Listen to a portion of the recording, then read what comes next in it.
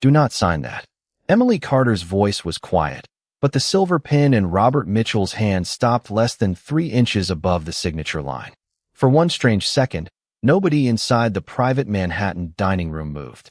12 executives sat around a long table beneath crystal chandeliers, surrounded by polished glasses, untouched desserts, and financial documents representing $3.5 billion.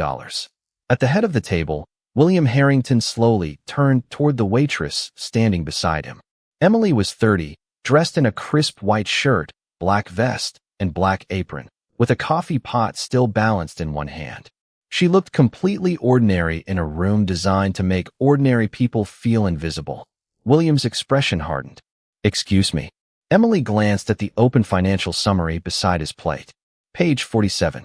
"You may want to check that figure before Mr. Mitchell signs." A nervous smile passed across one executive's face. William did not smile. At 48, the founder and chief executive officer of Harrington Technologies had spent decades building a company that operated across the United States and Europe. He was accustomed to difficult negotiations, skeptical investors, and rooms where every person knew exactly who held the most power. Tonight was supposed to prove it again. 8 months of negotiations had brought them here. Attorneys had reviewed the documents. Bankers had checked the valuation. Robert Mitchell's investment group had approved the transaction. Dinner was meant to be the final formality before signatures, handshakes, and calls to the board. Then a waitress had told them to stop. William looked briefly at Emily's uniform before meeting her eyes. "Do you understand what is happening at this table?" "Yes, sir." "Do you?" His voice remained controlled, which somehow made the question sharper. "Because these documents have been reviewed by people who do this for a living." Emily's fingers tightened slightly around the coffee pot. "I understand." "Then bring the coffee." She should have walked away. She knew that. She had rent due in 6 days. Her manager had warned the staff twice that this private dinner mattered. Nobody working that floor wanted to become memorable for the wrong reason. Emily lowered her eyes. Then she saw the figure again. It still did not make sense. "Mr. Harrington," she said carefully, "I am only suggesting that someone check it." William leaned back. "Check what?" Emily nodded toward the page. "The projected revenue assumption." Robert's eyes moved from Emily to the document. William noticed. That was enough to turn irritation into embarrassment. "You glanced at one page while pouring coffee, and now you think you understand a $3.5 billion acquisition." Emily said nothing. "Do not be stupid," William said. "Just bring the coffee." The room changed. No one laughed this time. Emily's face remained composed, but the silence around her suddenly felt heavier than the tray she had carried all evening. She did not defend herself. She did not raise her voice. "Of course, Mr. Harrington." She turned toward the service table. William looked back at Robert as though the interruption had ended. "Now, where were we?" But Robert was no longer preparing to sign. His attention had settled on page 47. William waited. Robert slowly lowered his pen and placed it beside the agreement. Then he pulled the financial summary closer. His eyes moved across the page once, twice. Emily was nearly at the door when his voice stopped her. "Miss Carter." She turned. Robert tapped one finger beside the figure she had noticed. "What exactly did you see?" William exhaled impatiently. "Robert, surely we are not delaying this because a waitress looked at a spreadsheet." Robert did not take his eyes off Emily. "William," I asked her. For the first time that evening, William Harrington had nothing to say. Emily looked at page 47, then at the unsigned agreement. The most powerful man in the room had called her stupid. In less than an hour, he would understand why listening to her had been the cheaper option. 45 minutes earlier, Emily Carter had been standing beneath the warm lights of the service station, correcting a dinner check that was wrong by $24.60. She noticed the mistake before. The cashier finished explaining why the total looked strange. The seafood appetizer was entered twice, Emily said, pointing to the screen. The cashier checked, blinked, and removed the duplicate charge. "How do you always see that stuff?" Emily smiled. "I look." She picked up a tray and moved toward the dining room. At 30, Emily had learned that being observant was useful in a restaurant where customers expected perfection but rarely noticed the people creating it. She remembered table numbers, allergies, preferred drinks, and which regular wanted the check without asking. She also remembered numbers. They stayed with her. Percentages, totals, patterns. When another waitress reached for a calculator to divide a gratuity among 4 servers, Emily gave her the amount before the screen finished loading. "You are weird," her coworker said, laughing. "Probably," Emily replied. Nothing about her suggested that numbers had once belonged to a different version of her life. She wore the same white shirt, black vest, and black apron as the other servers. Her blonde hair was tied neatly back. Her shoes were practical. Her name tag said Emily. To most customers, that was everything they needed to know. Near 7:30, she cleared a corner booth after 2 men in business suits left. One had abandoned a financial newspaper beside his coffee cup. Emily folded it before throwing it away, but a headline about quarterly earnings caught her attention. Her eyes moved automatically to the figures beneath it. Revenue growth, operating margin, forecast revision. She read 3 lines before realizing what she was doing. Then she placed the paper in recycling and returned to work. Emily, her manager, Thomas, approached with the expression he reserved for important guests. "Private room tonight. I need you covering it." "How many?" 12. Harrington Technologies. Emily's hand stopped against the edge of her tray. Only for a moment. "William Harrington?" Thomas nodded. "And Robert Mitchell's group.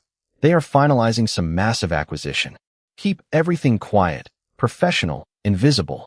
Emily looked toward the frosted doors at the back of the restaurant. "Understood." Thomas walked away before noticing that she had not moved. Harrington Technologies. She knew the name. More than the name. Years earlier, when her life still involved lecture halls, spreadsheets, and plans that seemed permanent, she had spent weeks studying the company for a valuation project. Harrington had fascinated her then. Strong growth, aggressive expansion, complicated revenue assumptions.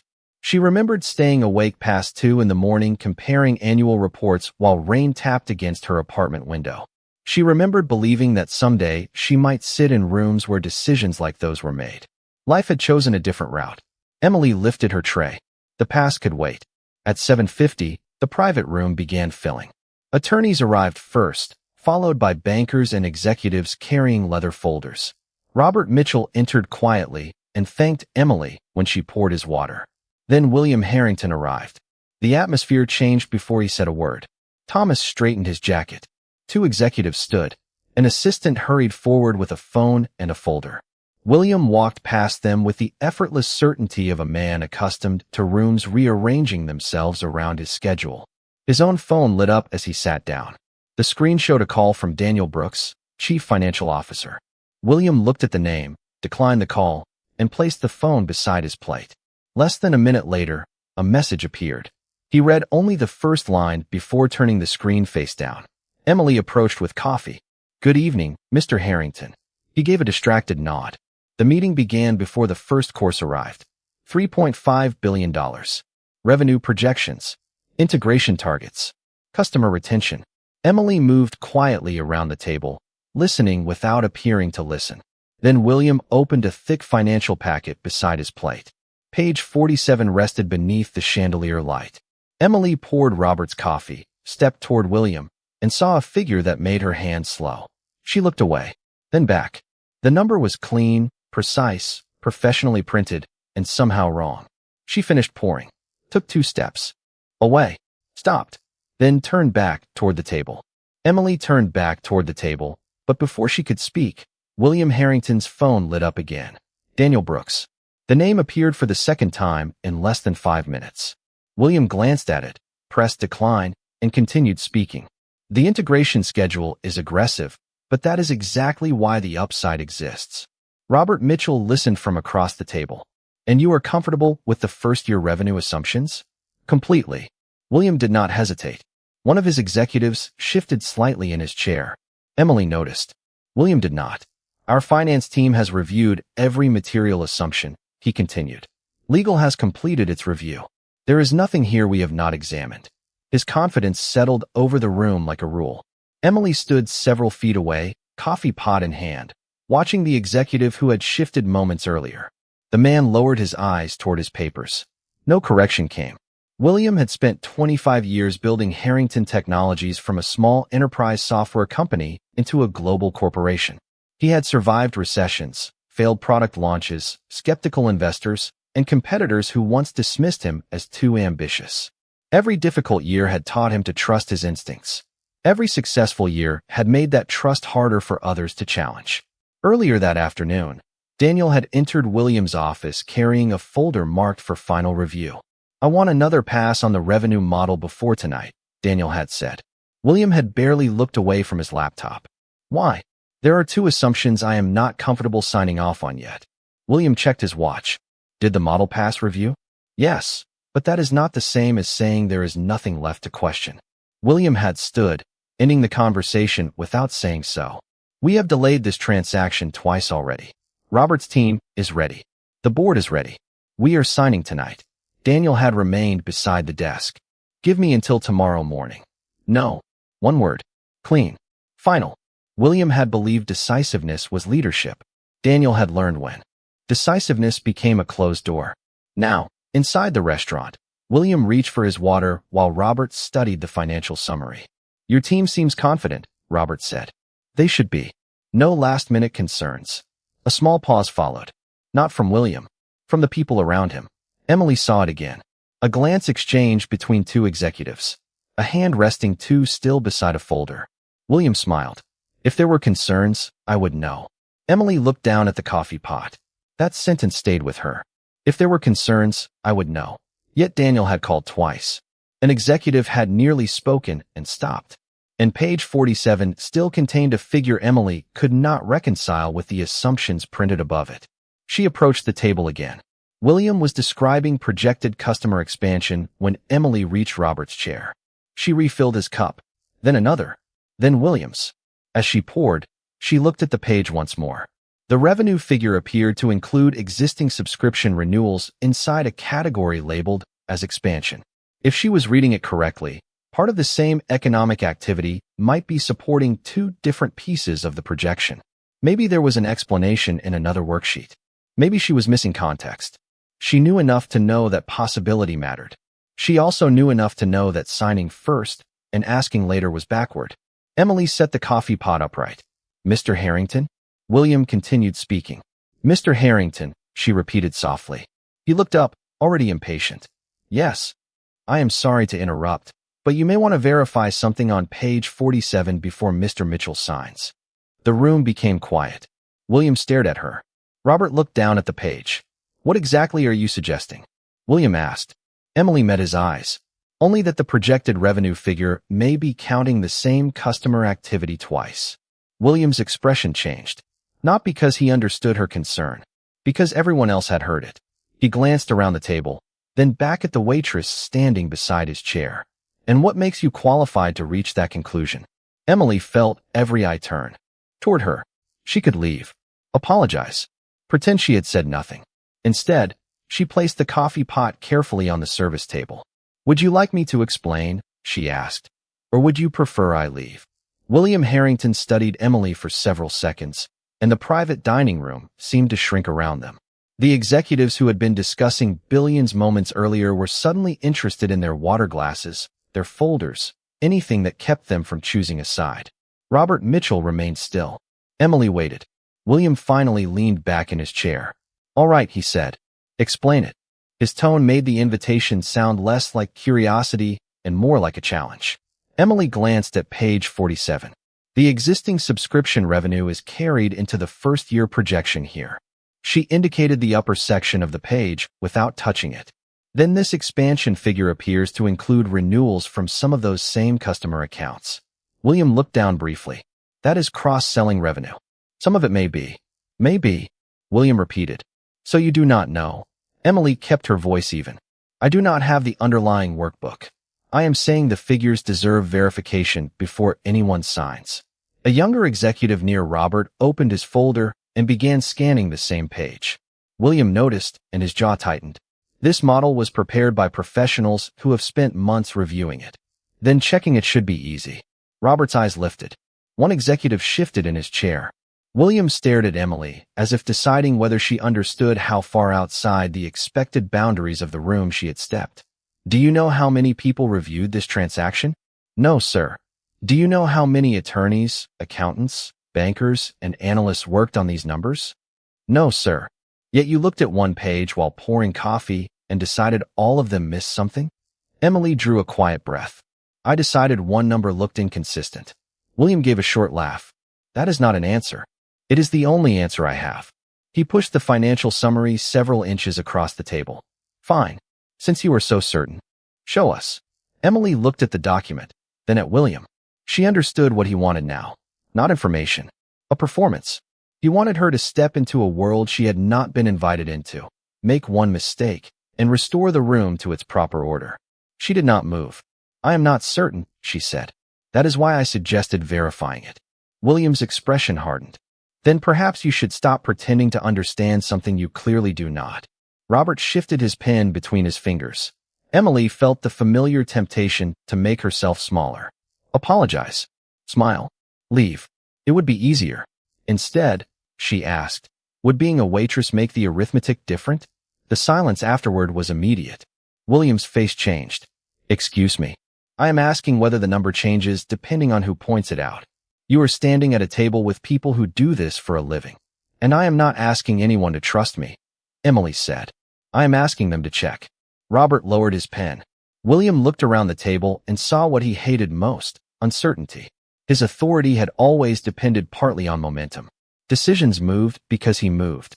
People followed because stopping required more courage than continuing. Emily had stopped the room. Enough, he said. You have made your point. Emily reached for the coffee pot. Of course. She turned away. And Emily? William added. She looked back. His eyes dropped briefly to her black apron before returning to her face. Next time, do not confuse overhearing a business conversation with understanding one. Emily absorbed the insult without reacting. Understood, Mr. Harrington. She took one step toward the door. Miss Carter, Robert said. Emily stopped. Robert had opened the financial summary again. His finger rested beside the figure she had questioned. Before you go, answer one thing. William exhaled. Robert. Robert did not look at him. I asked her. Then he turned toward Emily. If you had the underlying workbook, where would you look first? Emily glanced at the page. The customer-level renewal schedule, she said. I would compare the account codes feeding the expansion forecast against the accounts already included in recurring revenue. The younger executive stopped turning pages. Robert's expression became serious. Why? Emily answered quietly. Because if the same account codes appear in both places, you are not looking at growth. She paused. You are looking at the same money twice. Robert Mitchell did not react immediately. He simply turned toward the younger executive seated 2 chairs away. Michael, can you access the source model? Michael hesitated, then opened his laptop. Yes. William Harrington leaned forward. Robert, we are not interrupting a final signing because a waitress made an observation from one page. Robert placed his pen beside the agreement. We are not interrupting anything. We are verifying a number. William looked toward Emily. She had already picked up the coffee pot. You can go, he said. Emily nodded. Of course, sir. She had nearly reached the door when Robert spoke. Actually, Miss Carter, stay for a moment. William's expression tightened. Emily stopped near the service table, far enough away to make clear she was not trying to join the meeting. Michael signed into the financial system and opened a workbook filled with rows of customer data. Which schedule? He asked. Robert looked at Emily. She answered carefully. The recurring revenue schedule first. Then compare the customer account codes against the expansion forecast. Michael opened one file, then another. William checked his Swiss watch. This is absurd. Nobody answered him. Michael began filtering the data. The room filled with the faint tapping of keys. Emily watched from a distance. She did not smile. She did not move closer. Whatever happened next belonged to the people who had built the model. I have the recurring accounts, Michael said. Now expansion. He entered another command and stared at the screen. 5 seconds passed. Then 10. Robert noticed the change in his face. What? Michael leaned closer. There is overlap. William sat forward. How much? I do not know yet. Then do not announce conclusions before you know. Michael nodded quickly and continued working. Robert's attorney opened his own laptop. Another executive pulled the printed financial summary closer. The atmosphere that had felt ceremonial minutes earlier became analytical. Every page suddenly seemed capable of hiding a question. Emily lowered her eyes to the coffee pot. It was getting cold. Michael finally spoke. There are customer codes appearing in both schedules. Robert asked. Could there be a legitimate reason? Possibly. Bundled services, contract changes, account restructuring. I need to trace the formulas. William seized on the uncertainty. Exactly. There are dozens of reasons. This is why professionals do not make conclusions from surface-level data. Emily said nothing. Robert did. Nobody made a conclusion, William. She asked you to check. That silenced him. Michael traced the formulas while another executive called the finance department. A few minutes later, Daniel Brooks joined by speakerphone. His voice sounded tired. Daniel, William said, we need clarification on the expansion assumptions. There was a pause. Which assumptions? Customer renewals feeding the first-year projection. Another pause. Longer. Robert looked at William. Daniel. William said, I am here. Papers moved faintly on the other end. Give me a minute. Emily recognized the sound of someone discovering that a question had arrived sooner than expected. Michael turned his laptop toward Robert. I found at least 14 accounts where renewal revenue appears in recurring revenue and also feeds part of the expansion calculation. Robert's attorney stopped writing. William shook his head.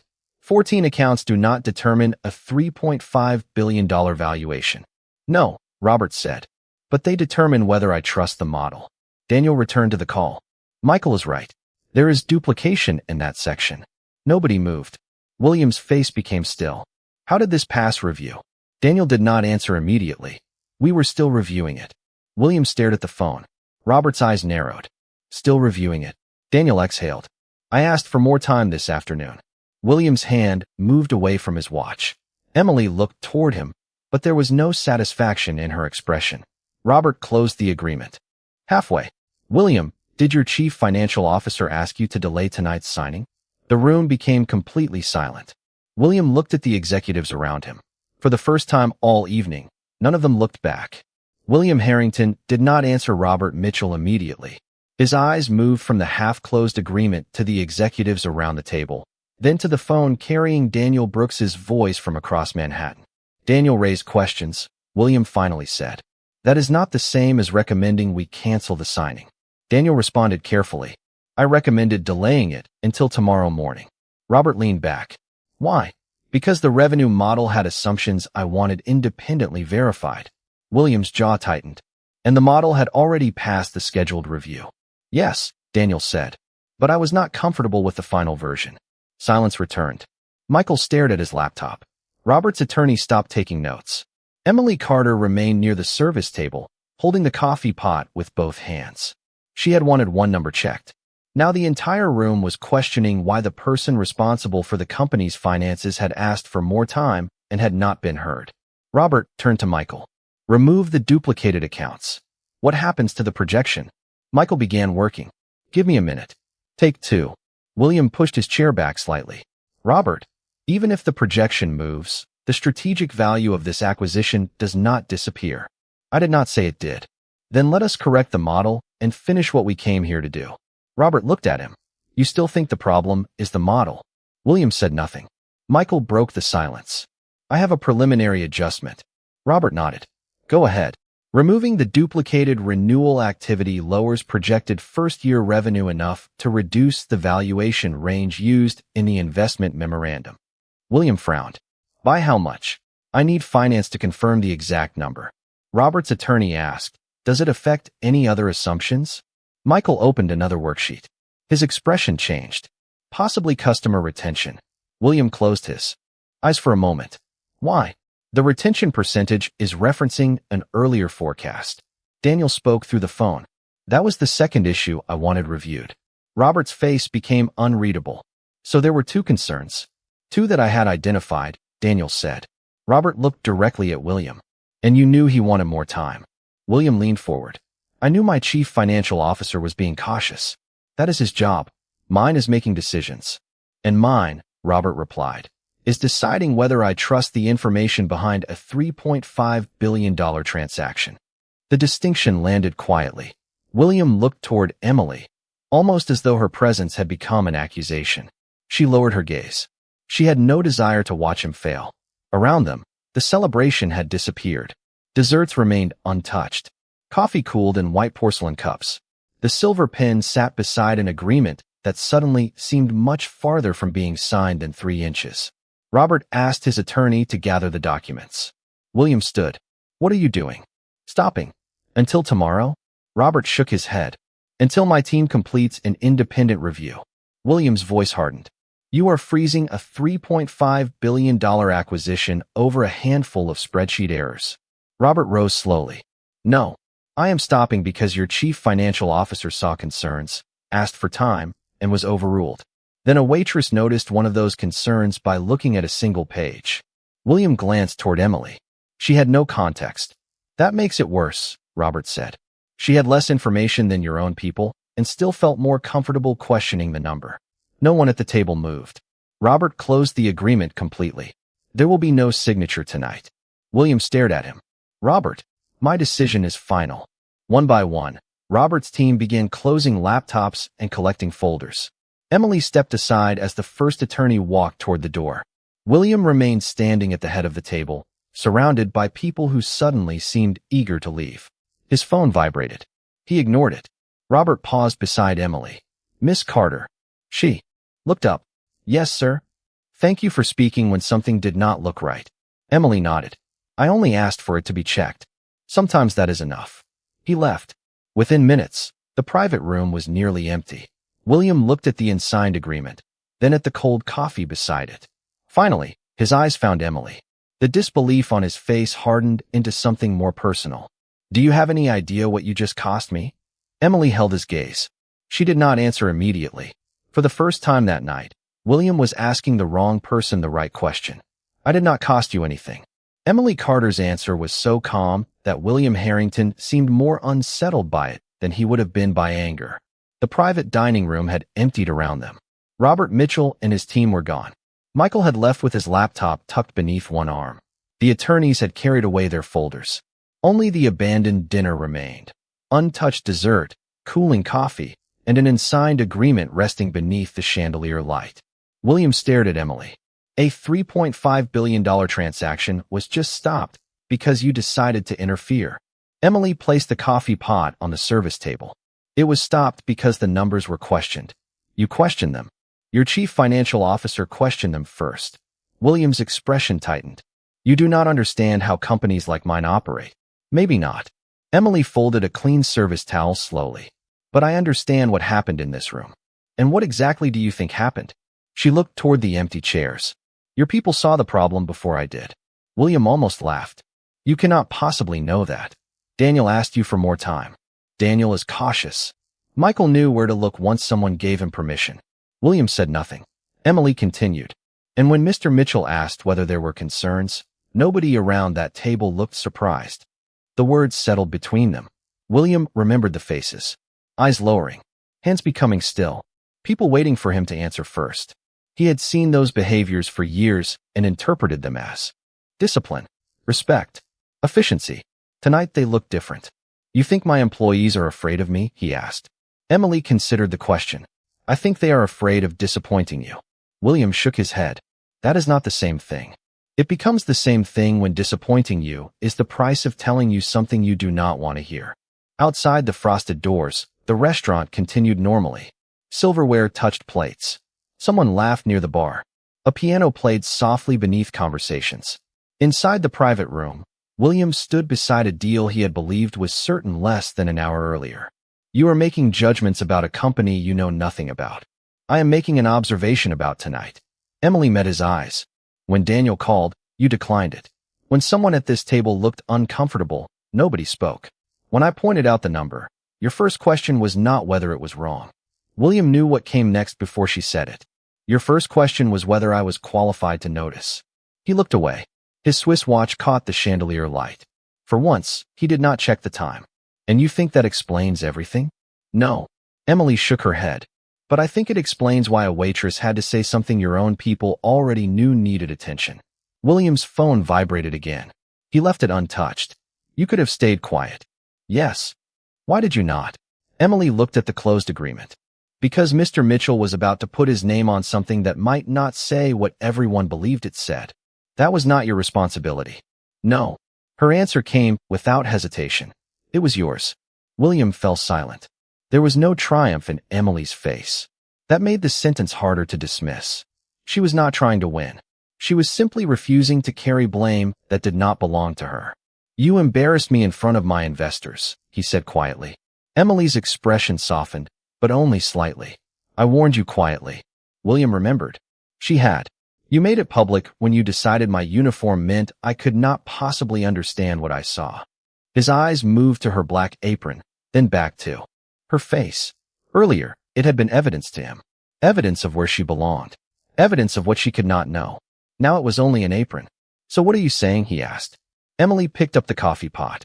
"I am saying the problem was already there before I entered the room." She took a step toward the door, then stopped.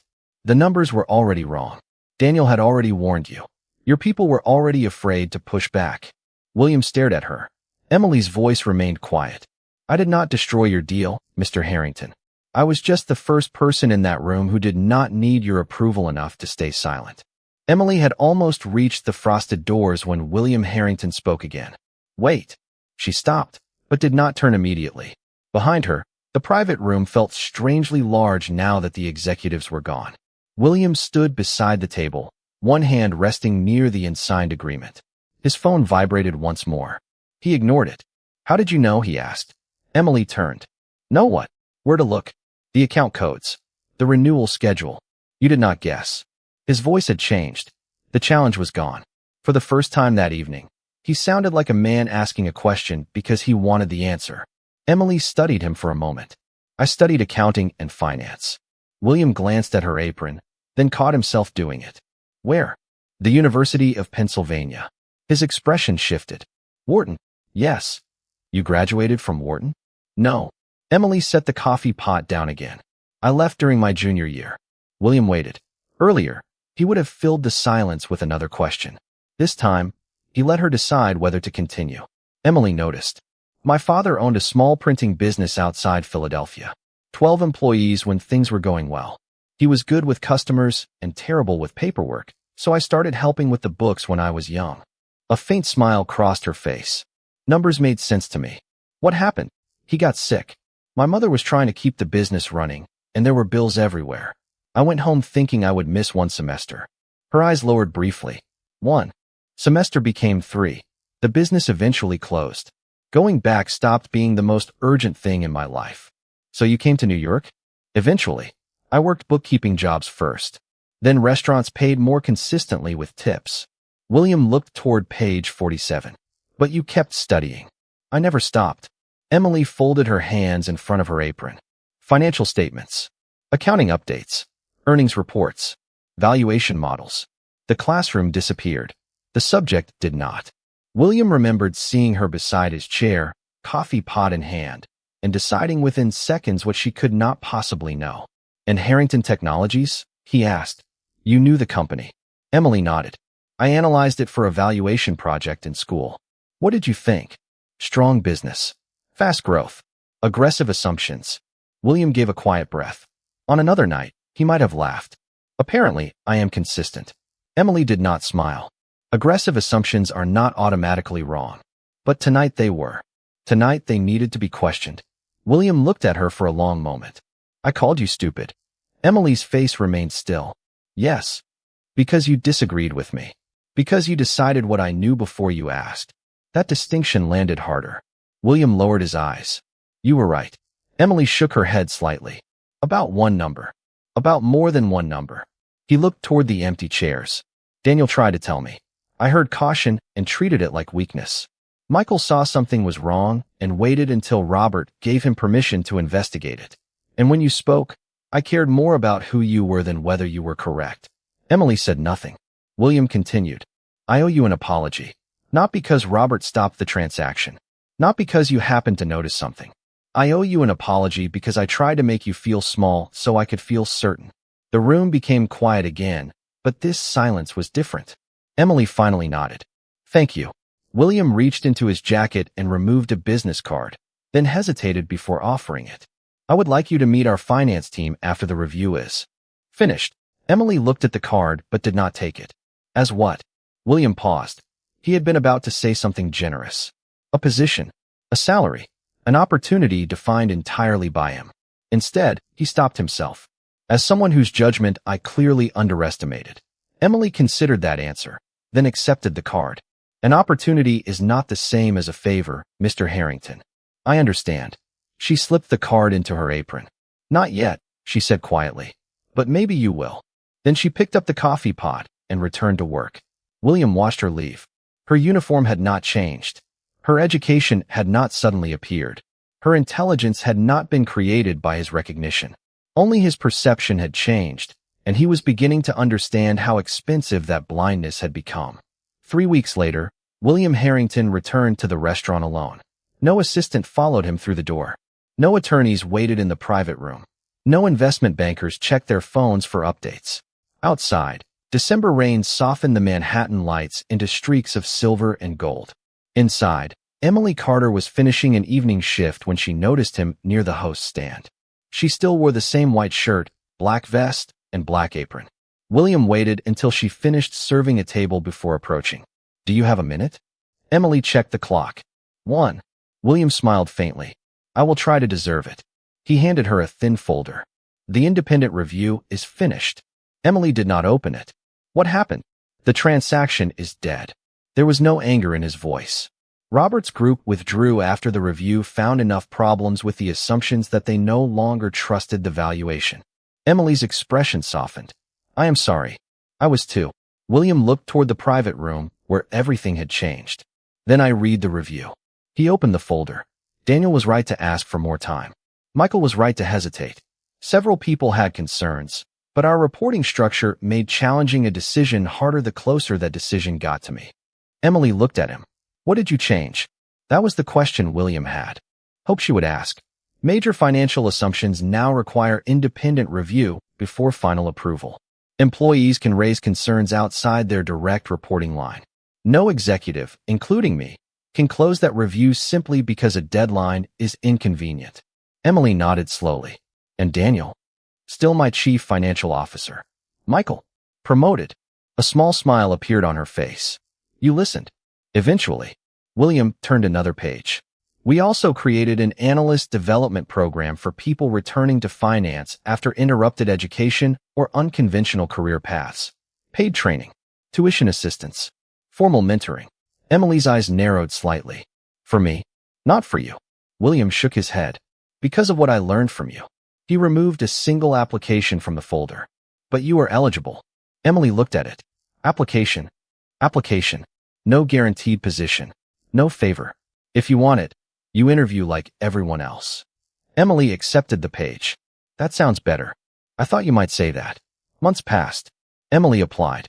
She interviewed with 4 people who had been instructed to evaluate her work, not her story. She completed a financial analysis exercise, defended her assumptions, and challenged one of the interviewers when she believed his conclusion was unsupported. She earned the position. By spring, she had joined Harrington Technologies through the Analyst Development Program while taking evening courses toward the degree she had once put aside. For a while, she kept one restaurant shift each week. Not because she needed to prove humility, and not because anyone expected it. She simply refused to be ashamed of the work that had carried her when life changed direction. William changed more slowly. In meetings, he began asking a question he had rarely asked before. What am I missing? At first, people answered carefully. Then honestly, Daniel disagreed with him openly. Michael challenged projections. Younger analysts spoke before senior executives had decided what the room was supposed to believe. William discovered that leadership became less comfortable when people stopped protecting his certainty. It also became more useful. One rainy Friday evening, he returned to the restaurant and found Emily completing one of her final shifts. She brought 2 cups of coffee to a small table near the window and sat across from him. William's phone vibrated. He turned it face down without looking. His Swiss watch remained beneath his cuff. I have a question, he said. Emily lifted her coffee. That is progress. William smiled. Do you think people can really change? Emily considered him for a moment. Only if they stop confusing regret with change. William nodded. This time, he did not rush to answer. Outside, Manhattan moved beneath the rain. Inside, the coffee remained warm because someone finally had time to listen. William had once believed the most dangerous thing in business was being wrong. It had cost him $3.5 billion to learn something harder. Sometimes the most expensive mistake is making everyone around you afraid to tell you.